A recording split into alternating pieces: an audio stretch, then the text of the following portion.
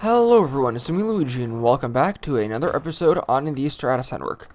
Today we are here playing Race for Victory 2 by all of the old admins. This is a set next to our map right now, by the way. This map is overrated. I felt like it played a lot better earlier on when bridging techniques weren't so overpowered and people weren't as good at the game. I feel like now the map gets usually rushed so quickly, and it's also because the tactics that have come from playing this map over and over again. Like, it's basically impossible to defend on public matches. If you look at a few of my older videos or a few older videos in general, you could see how much different this map played, or how much different every map played compared to now. It's really interesting to see because bridging just got so overpowered that maps now have to be built with that in mind. And one of the problems with that is now a lot of the maps that try and fix the issue of getting rushed constantly go the exact opposite way, and they stalemate like crazy. Which is why there's a lot of maps in the rotation right now currently that stalemate, and the map that's set right now, while it's an old map, it doesn't necessarily prove my point. It does stalemate, but it was made for that in mind. It also used to get rushed a lot on the main servers, so it's kind of like the exact opposite effect where it kind of got, I don't know, there's this thing about the Nile where people actually defend where they wouldn't on any. I don't know why I'm just running around. But yeah, there's a thing with the Nile where people defend where they wouldn't defend on any other map. I don't know if it's because it feels like more a sandbox, where RFE2 feels like you have to defend on the Nile. You could like make houses and things like that. There's a little bit more freedom, I guess you could say, which is a lot more appealing to some people. But that's not necessarily why. I can say that's not necessarily why I decided to make this video, but I also decided to make this video just because I kind of want to make a video. But the one thing I did want to talk about is UHC, because that is the newest game mode that came out to the server. And I don't want to say it's controversial. There's just a vocal minority who seem to be against the idea of us running UHC. And by vocal, I would say they're pretty vocal. I mean, on the announcement thread, you could see. Is nobody coming? Okay, I guess someone's going for me. On the announcement thread, you could see some people vocalizing their not a disdain, but disapproval of us doing UHG. I think the main argument against it was that people felt that it wasn't our specialty. It felt like we were going in a direction that they don't want us to go in. As in, we're going to stop focusing on our objective game modes and start focusing on 1v1 game modes like UHG. But wow, okay, just hit me through the corner of a block, why don't you? I am going to die here, I'm pretty sure. Unless I could... Oh, I thought I could place a block on the side there. That could have been pretty cool. Jinkies? Oh, I guess that's Scooby-Doo. Custom death message. Well, I was saying again, I got a little bit distracted there. Yeah, people were saying how it's not PGM. I don't mean like literally PGM, because it is PGM. Every server on a network has to be PGM to run. It wouldn't work otherwise. He's not dead. That kind of sucks. Let's kill you, though. Okay, let's not kill you. But now you're low, so I could just run up here and do that. So I'm going to totally say that I planned that purposely. And one of the main reasons, I guess I could get into why we decided to do UHG. So the primary factor is that Badline has closed. It's been closed for a little bit over a month now, I think. It's like July 11th or June 11th, I want to say, but I think that's right. It's not too important though. And UHG was extremely popular on Badline. It was, I would say, the second most popular game mode there. I'm not too familiar with their community, but I do know Badline was extremely popular, even though they were doing like one every couple of hours or so. Or I think there was like one an hour. So with Badline closing, there isn't really a server. I think Mine HQ does it now, but there isn't very many servers that host UHG. People could also say, I'm about to die here again. Yeah. I don't know why I tried to place a block there. Like, I knew that it was... Did I get killed by the same person again? I think I did. But yeah, with I keep on saying, but yeah, I need to think of a better way to transition my thoughts when I get interrupted like that. Badline has closed, so we felt that there's not an untapped market, but a market nonetheless that we could get onto the main servers who might not necessarily be interested in PGM, but interested in other things. It also helps us branch into other things in the sense that if people like UHC, they might be more involved in our community, might get involved in PGM, or not PGM, product areas, I guess would be a better name for it now, since PGM is just a PvP game manager. The literal definition, what it stands for, the acronym. Let's go ahead and reorganize the inventory while I reorganize my thoughts. I'm also trying to concentrate a little bit because I don't want our team to lose, and it seems like that's exactly what's about to happen. So let's shoot this guy a couple of times. I'm also trying to think of a different transition besides, but yeah. So instead, I think I'm just going to start talking without the... Oh, I thought I could hit him there. Wait, hold on a second. Let me just kill this guy, and then I can continue talking about... was that block glitching? I don't think it was. That was, though. But then he killed himself.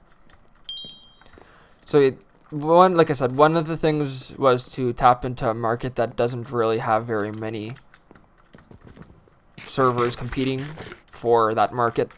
Another reason is because it's just really hard to advertise PGM. Again, I said PGM. It's really hard to advertise the Project Ares game modes. One of the reasons being that, or I would say the main reason, not even one of the reasons. The main, actually I would say one of the reasons. There's two main reasons. The first one being that the times that it takes to play a PGM match, or again PGM, to play a Project Ares match is extremely different depending on, oh, we lost anyway. It's extremely different depending on what game mode you're playing, what map you're playing on the game mode, how many players are online, or the different players that are online, if someone's going to defend or not. It's just, no matter how you play the game, it doesn't necessarily affect how long a match lasts, which isn't the way UHC works, because while UHC could range from up to an hour and a half, which is when the border stops shrinking and you start forcing people to fight, to basically like 1 minute, you could die at the very beginning. When you die, it's basically on you. You're in control of your death. Like, you're in control. I can't say you're in control because somebody could kill you.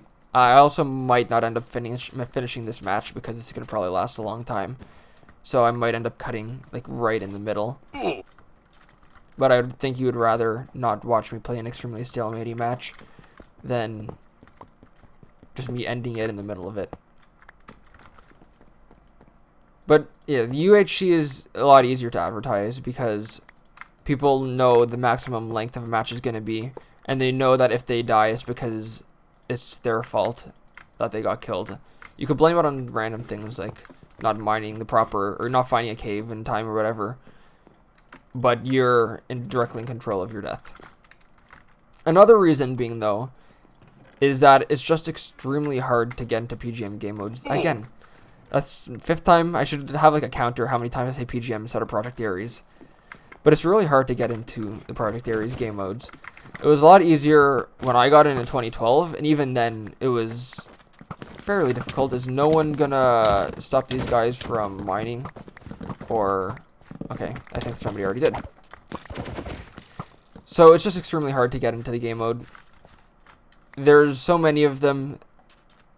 The maps themselves differ and change how they play. And with UHC, it's just survive. You don't have any natural regen. Last one standing wins. For CCW, it's like you have to cap either one wool, 2 wools. The wool rooms are in different locations. The way to get to the wool rooms are different. And then you also have DTC, where you have to leak a core. You have DTM, where you have to destroy a monument. The monument could be a different block. It could be obsidian. It could be coal. It could be gold. You can spawn with a diamond pick. You can spawn with an iron pick. You can spawn with a diamond pick with efficiency 2. Then you have TDM, which is just a normal game mode, pretty easy to understand. 5 CP, which is actually, I don't think, in public rotations. And then you have King of the Hill, which, like, all of the Conquest game modes are fairly straightforward to understand. But when you get into the more objective-based game modes, like DTC, DTM, and CTW, that's when it gets really confusing. And it's really hard to get YouTubers into that when they don't know what it is to begin with. Like, it's a lot easier to advertise games like Skywars, where you spawn at the very beginning of the match, get chests, last one standing wins. Or Bed Wars, where protect the bed, you could get a few upgrades. I think Bed Wars is like the most complex popular game mode that there is right now. Because PGM, again, I said PGM, Project Ares never made it, I guess, into mainstream popularity, if you want to say. Okay, I just hit my head on something. I was trying to parkour to the objective, but it seems like that's not going really well. And I really don't want to die right now, because I'm kind of already in a good spot on their side. So I'm going to hide here for like a second or two. So those are the two main reasons. And another reason, those are the two main reasons, I should say. But there are other reasons. Like, we don't want to go the OCN route, where we put all of our eggs in one basket. The way OCN did it, like, we should be learning from their mistakes instead of repeating them. OCN focused only on the Project Ares game modes, and by the time they got to Arcade, the server was already basically dead. Well, it's more popular than Stratus, but dead as in the OCN sense of dead compared to the Stratus sense is different, because Stratus peaked at, or OCN peaked at a much higher peak than Stratus has so far. I think, like, we're every, like, summer and winter we hit our newest peak. Like, we've gotten a lot of players on so far this summer. I think in total we had like a full 36v36 match a couple of days ago, which is actually crazy compared to what we used to get. Thanks, Byrobo. I knew it was your skin too. That could have been, I think, the end of the match there. But alas, it was not. What was I saying again? I was saying something about Stratus peaks and OCN peaks. Oh yeah, learning from their mistakes. With Stratus, we want to branch out into... I should also say this is my opinion on it, because I am an admin, so this isn't like every admin's collective decision. This also isn't a decision. This is just my outlook on the way we should be going, is branching out into more game modes. So we could have something like UHC, we could have something like PGM, again PGM. We could have something like, I'm trying to think of another game mode. I don't want to say the popular game modes, because those are way too oversaturated, I guess is the best way to put it. Welcome to Canada. Canada, that's not how you spell Canada, by the way. That's also not how you spell Canada. Canada. Welcome to Canada. I'm trying to think. So, UHE, I guess even maybe, not, I wouldn't say 1v1s, because those are also pretty saturated. Although they are the easiest game mode to get up and running, because all you need is 2 players, and you can get a match started. With Project Ares, I said Project Ares instead of PGM this time. I had to do a little bit of a pause to think there, but I did get it on my first try. With Project Ares, you have to have at least 2 players, and even when you get 2 players, the gameplay you get from a 2-player match is terrible. So I'd say the minimum you would need is 5 players, or 5v5s, to get a decent experience. I would say the best is anywhere from 8v8 plus, which also happens to be the size of our maps. It wasn't a happy coincidence, but that's how we planned it. Although doing a 5v5 might end up helping for... Oh, is somebody up there? Yeah, 5v5 might end up helping for... Stop, you're distracting me. Ah! Let me think! Please! Might help for when it gets really late at night and there's not too many people on, is what I was going to say. And then with UHC, you need, what, 20, 30 people? Although we've been hosting 50 people. Like, the more people we with UHC, I feel the more fun it is. I guess it comes to a point, maybe it's like 80 players online. Or not 80, like 800 players. Because I think Badline used to do 300-man UHCs. And those were really popular and fun. From what I heard, I've never actually played a Badline UHC, I don't think. I'd have that one mini UHC clip where I ended up killing myself with a flint and steel. But we don't talk about that. Maybe like Race for Wool. But that's pretty niche, doesn't really have too much of a I don't think it has any competition, actually. I don't think there's any. But those are really hard to set up as well. I don't know, it's something that I feel like I need to put a lot more thought into instead of just throwing one from the top of my head that would fit into Stratus. Or that has a chance to fit into Stratus. I guess RW would be like the closest thing that would fit with the theme. But not necessarily would fit, or not necessarily would work well. Because just because it fits doesn't mean it works well. Yeah, that is a blue guy. I do not want to get killed by him. Yeah, I'm dead. Whoops. But that's, I guess, a little bit. I was about to say that's a little bit it. But I think that's it for my UHC rant. Which is why. Or why we decided to do it. Will it be. Yes, there will be one and sometime soon. We also need a. Okay, that's the whole. We also need new maps for rotation update, though. Oh, well, there will be a rotation update, but unfortunately there won't be very many. Maybe. I'm assuming it'll be out by next week, but it might not be. It's really hard to do rotation updates with I guess this could be a transition into another topic, which is maps. Because the way it works right now is we need 72 maps to finish a rotation. And while we have like 800 maps in total, a lot of them are arcade maps, a lot of them are Blitz and Rage maps, a lot of them are also just really, really, really bad maps. And a couple of them have, I wouldn't say sneaked in. I feel, well, I just interrupted myself like 3 times with 3 different train of thoughts. So I guess I'll stick to one. A lot of people complain that there's a few bad maps in the rotation. I don't think there's actually any bad maps that are in the current rotation, because if there were, then they wouldn't be in the rotation. It's just that map that people don't. A lot of people don't like, which is, I guess, the definition of a bad map. But we cater to a wide variety of players, and a lot of them have different tastes of play styles. A lot of people like stale-matey maps, a lot of people don't like stale-matey maps. There are, I feel, a few too many stale-matey maps in the rotations. A rooted stale-matey, Battle Club 3 is stale-matey, I could do actually /rot. Starscraper could be stale-matey. Turf Wars is stale-matey. Royal Garden TW occasionally, but not too often. Jungle Beat again, occasionally, not too often. Monument Valley. So the medium rotation has a lot more stale-matey maps than you would typically want. But that's sometimes what happens when you don't have a huge pool of maps to select from. And you also have to balance on making sure maps don't get stale. Because if you have a map in the rotation since the beginning of time, then people eventually end up getting bored of it, they get sick of it, and they don't want to see it again. So you have to make sure you occasionally swap the map, even if you're replacing it with a map that's not as good. At least having that sort of variety helps keep things interesting. Which again, some people don't agree with, but even though the saying is the consumer is always right, that's not always the case, and sometimes you have to make decisions that seem anti-consumer, but it's for the benefit of, I would say, the common mass, for lack of a better term, but I feel like there's probably a better term out there, which I just can't think of it right now.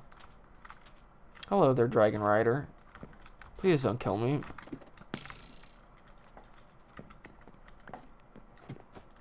So yeah, if you want to help out and make some maps, that would be very appreciated. I tried to sneak underneath. That didn't work. Oh no! Get down! Okay, I'm like 100% dead here. Let's hide in here. And climb up here and eat so I can heal. I think I'm safe now. There's also the issue, I guess I could bring up quickly, is that Annex is still not public. But I already mentioned the main reason is because you have to convert it to PGM to work with the backend. And that takes quite a bit of work, and there's other things that the devs are working on right now. So we can't exactly I think Annex is going to be finished within the next little while. And hopefully that'll open up a bunch of new maps that'll be made. Because once you open it up to non-premium only, or the way I said it sounds like I was saying non-premium only, but it's non-premium only. To open it up to everyone, I should say. Once you do that, I feel like there's going to be a lot more maps to come. and that'll make it a lot easier to make rotations and make rotations more frequent, because then we have more maps to replace other maps with. Hello, Dragon Rider. I'm going to jump all the way down and take a bunch of damage. Whoops. Oh, and he has a water bucket. That's unfortunate. He really wanted to kill me there, though. He spent like a minute and a half. Yeah, he definitely did. Especially with that "there we go" kind of confirms it. Let's, I guess, run back and get some iron. Maybe I'll do like one more push before I end off this episode, because it's already been like 16, 17 minutes. I never really think about how little the staff don't make anything. This is all volunteering. Even the admins don't get paid. No one here has a salary. I should mention that we don't actually get paid anything. Yeah, none of the staff make anything. Even the admins. There we go. So yeah, I think this is going to be the final push. If I end up dying, I'll end off the episode. I might do like a quick update at the very end to tell you guys who won. If not, then it wasn't too interesting to begin. If not, we lost, and I didn't want to tell you guys. When is the Electrode going to connect? When the Electrode gets on. Please don't die by Dragon Rider again. I'm 100%. No, my teammate's saving me. Thank you, teammate. I appreciate it. Oh, I don't have full armor. Oh, that's right. I don't have full armor. Oh my god, he's still coming after me. Oh, that wasn't. That's by Robo. I was going to say, how did he get there so quickly? But it's a different person on our side. I did say I was going to end off the episode, but I kind of want to at least try to get to their side without dying first. So many people without a rank. There's actually a lot of people with a rank, though, if you consider it. There's 3, 4, 5, 6, 7, 8, 9? 8 or 9. Which is a pretty big percentage, I would say, compared to other servers, but I'm not on other servers enough to know. Okay. I'm about to get shot off here. Yeah. So let's heal. Oh, I see somebody else. No, please don't shoot me. Well, that's the end of this episode. I got to their side and I died.